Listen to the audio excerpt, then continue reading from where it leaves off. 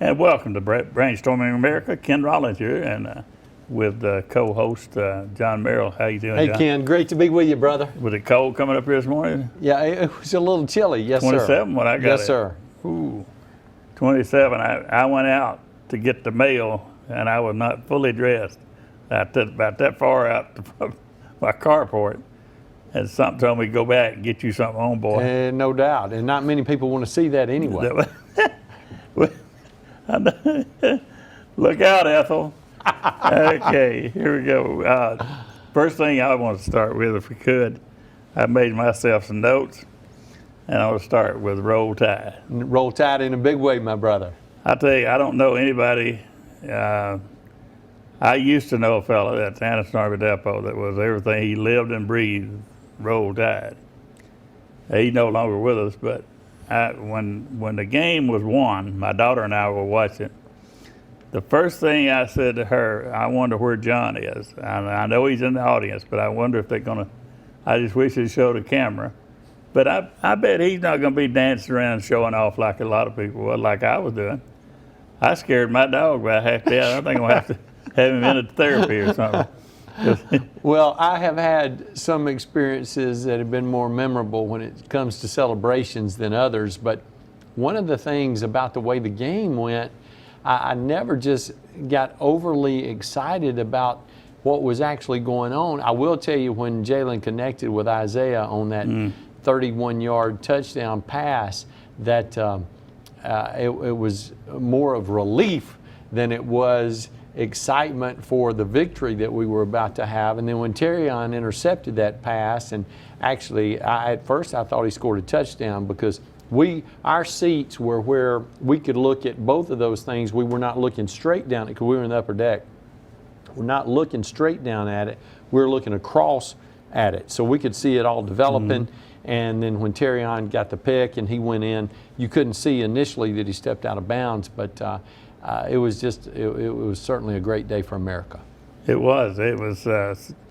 Everything you hear bad about Alabama, but Alabama had two great teams on that field that day. No doubt. I'm saying I watched for all three of the quarters.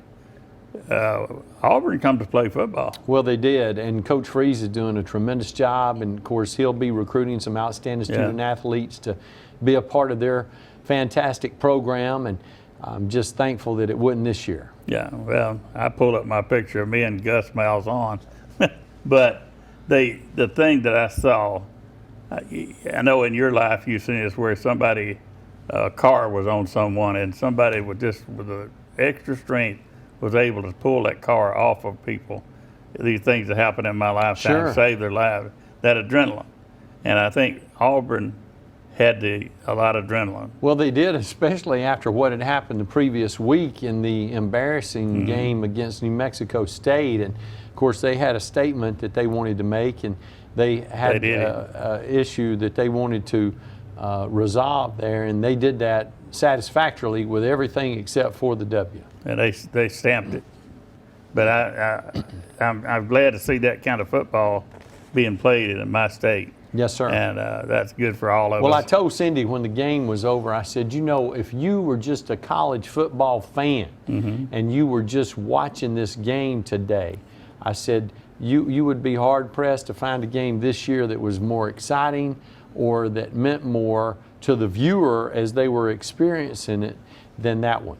I said something similar to my neighbor, but it was like there were some other games that I saw in Washington, and the others that tied and down to one point, making it either way, and they were real close. And I'm saying, people that when I talk to an operator or something, they find out from Alabama, they expect me to say it in 4 syllables. Alabama, right. And so I think we got us a little bit of blessing there, and so like I said, roll Tide, and they did, and I'm proud of them. We got watching the thing. I don't know if we're gonna have enough time to go in this segment, but last night I was watching on the national news off of Fox, and they went into, I don't know where they got their poll or whatever, but they said the national news feels like that this generation behind us that's out there now has been programmed. What do you call that? When they get into their minds and Brainwashing. brainwashed. They've been brainwashed that they believe in what they believe, and what they believe in is anti-American. That it's not cool to be American. How's that work? Well, it's a real problem, and it's a problem that originated some time ago. And I know that we've had that since the inception of the Republic, because there were empire sympathizers back during the Revolutionary time. But the concern that you have to have is how that's being introduced to young people today. Is it happening at the K-12 level? Is it happening at home? Is it happening in college? Where is it happening? But that information that continues to be introduced that tries to encourage the development of that mindset that America is not the greatest country in the history of the world, that America is not the country that we promote it to be, and that we believe it to be, and that it was founded to be. And we have to continue to encourage our young people to embrace that level of nationalism and to know that the United States is the greatest country in the history of the world. Absolutely. I got something I want to add on that when we come back. Yes, sir. So, anyhow. Well, before you get to the next spot, we want to make sure that we invite the viewers to stay with us again. We're so delighted that you've chosen to join us for the 41st episode of Brainstorming America. We're delighted to be back again with you this week. We hope that you'll take a brief break here and come back and join us after this segment. We'll see you in just a second. And welcome back to Brainstorming America. Ken Rollins here. John, when we went to break, we were talking about the generation behind us, what's happened, how they got there. But you know, to change that mindset that they've got, you and I talking on this TV screen not going to change it. Professors in the school are not going to change it. The figures in the minds of the children are the parents. But if the parents don't wake up and see what's happening, that's who's going to make the change in these kids' mindset somehow. It's got to be the parents, because if I'm a parent and I turn on TV and I see my son or my daughter out there waving a flag, anti-Semitic things against the Jewish people or whatever, I've got something to say about that. Ken, you do, but one of the things that is so important for us to remember is this. We have to make sure that we remind young families that the time for orientation and the time for growth for the children takes place between the age of 0 up to about 10 years of age. And after that time, they are influenced more by their friends and by those that they associate with at school and in other social environments than they are by their parents.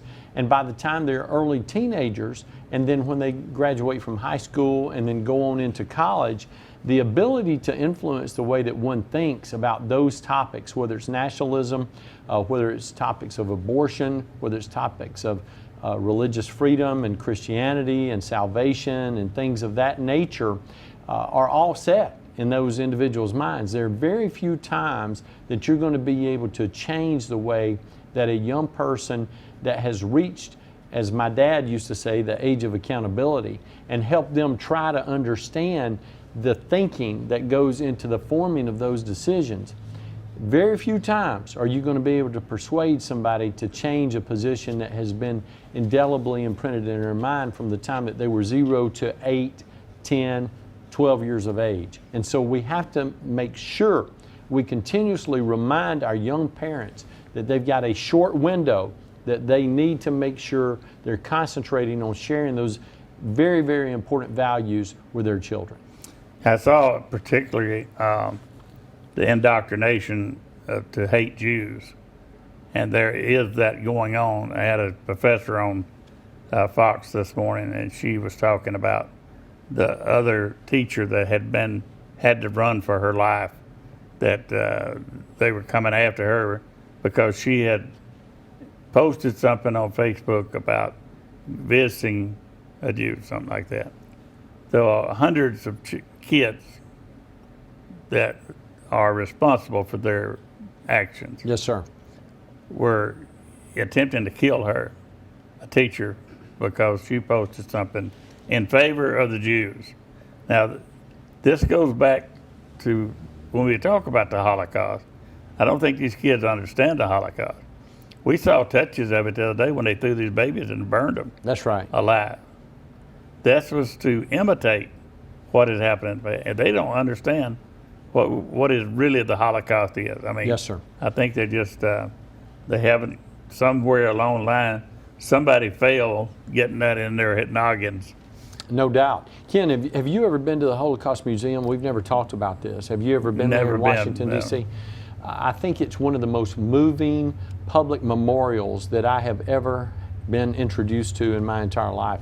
It's one of those places that you visit, and Cindy tries to go there every time that we're in Washington together, and when she's been there independent of me, she makes a point to go there as well. But you don't talk when you go through there. You don't visit with people. If you're walking through with a shared experience, you just kind of embrace the moment that you're in, and you have a difficult time in fathoming the things that these people had to go through just to survive, let alone to get back in a position where they could thrive and take their lives and to continue to move forward. So we can't lose the point that we have to continuously remind our young people the sacrifices that were made and the circumstances that existed to help us work through that particular time in world history to get where we are today, where we can enjoy and embrace the freedoms that we experience. We've taken like those people that had those feelings against blacks, and then but this right here is, to me, is scarier than anything I've seen, because a country music star, a friend of mine, she was in Poland. She wanted to go there and see where it happened. I was a Facebook Live in a lot of situations. I cried from a long distance. Sure. She was thousands of miles away sending me, and she was crying. She said, there's no way I can finish. She could not finish the tour.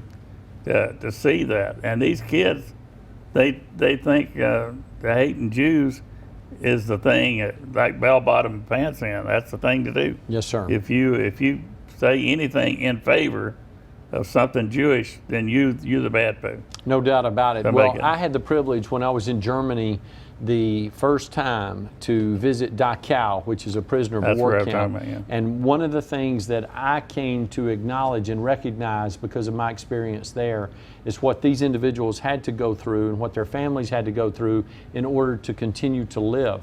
And it was one of those experiences that we all have in our lives that was a seminal moment for me, because it changed the way that I looked at World War II. It changed the way that I looked at the concentration camps that I had read about. It changed the way that I viewed the experiences that I had only seen in books and in movies, because I was able to witness firsthand the location where these atrocities actually occurred. We hope that you'll take time to remember those that had to give their lives during that particular time, and we hope that you'll do your part as we continue on with the next segment of our show right after this break. Welcome back to Brainstorming America. Ken Rollins, and here with John Merrill. And we got a lot of topics to talk about today. I hope we can get them all in. One thing that I noticed to let us know what time of the year it is, they got the war on Christmas. No doubt. Did you know about that? Always starts in earnest, my friend. Have you seen it? What Yes, they do? sir. Oh, I mean, they developed a lot more this year from that AI, artificial intelligence. Yes, sir. They're using that. They use a lot of other things to take Jesus out of it. There's nothing to do. We got to get this stuff out of there, especially look what happened to Disneyland or Disney World.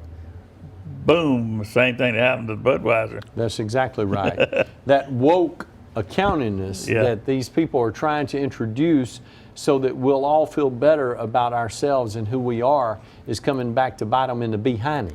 Oh, yeah. And I tell you what, you said that.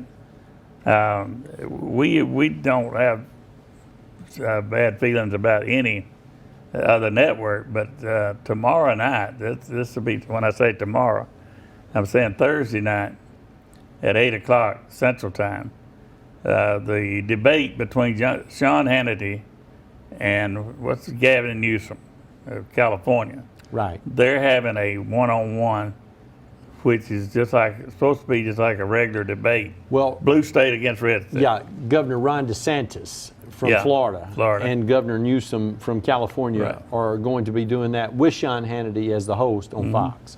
And I'm interested to see that, because I know when you're sitting there looking at your gas at $7 a gallon, and the U-Haul company is begging people to bring the U-Hauls back. They got so many people that need to leave. They can't get enough U-Haul to get out of California. Right. And he's bragging about the greatest state in the union. I heard him say that yesterday, that I represent the greatest state in the union with the best economy.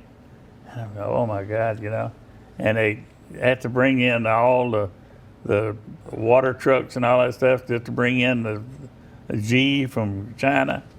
It's like he believes that America believes everything. You folks out there don't believe this stuff, but you're going to hear it out of his mouth. We're going to hear what the governor of California really wants to pump across the people. And the reason I'm telling you that is he is a good bet on to be the man running against Donald Trump, is in my opinion. What's your thoughts? It wouldn't be surprising to me if he ends up being the Democratic nominee. Of course, he's very, very bright. He's very good looking. He's very articulate. He presents extraordinarily well.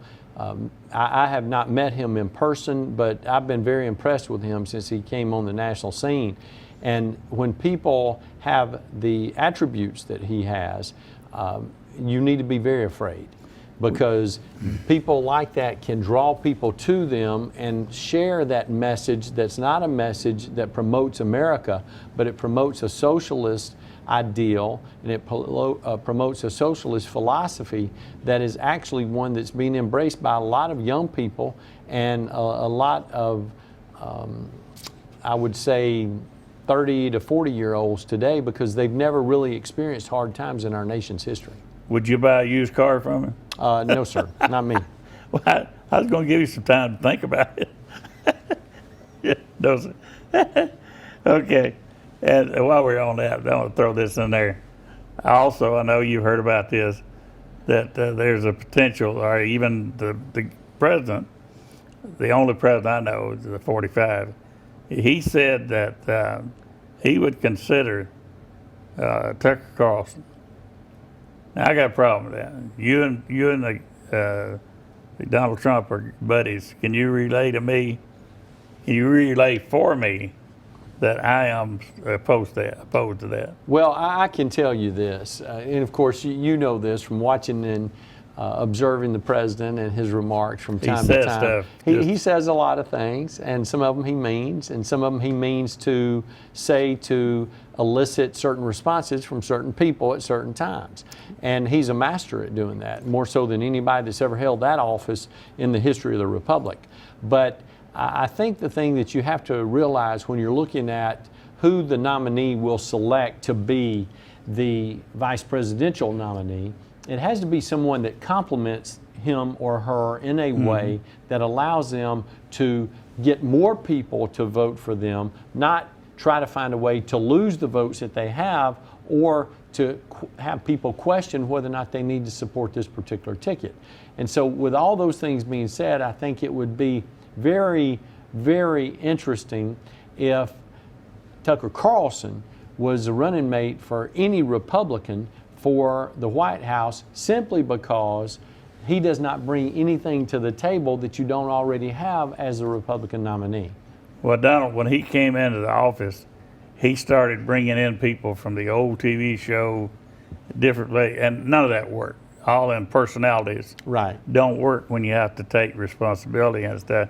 And I'm not so sure. I had lots of reasons not for, but when you said Donald Trump does things for, like, if you go fly fishing, when you throw that fly out there and it hits the water, you're hoping that it'll create a reaction with those fish down That's under right. them. And he tries to create a reaction with different people. Well, he doesn't try. He He does it. He Yes, does sir. it, yeah. And it works. Yes, sir. And it's, He's a master at doing yes, that. absolutely. And he done it with some of the foreign leaders, not just with us. He does it with everybody he interacts with. Absolutely, absolutely. I can't forget the dinner where the head of China was sitting here, and the president excused himself during the dessert, came back and told the president of China that I just bombed Syria, the ISIS. Have y'all heard anything about ISIS lately?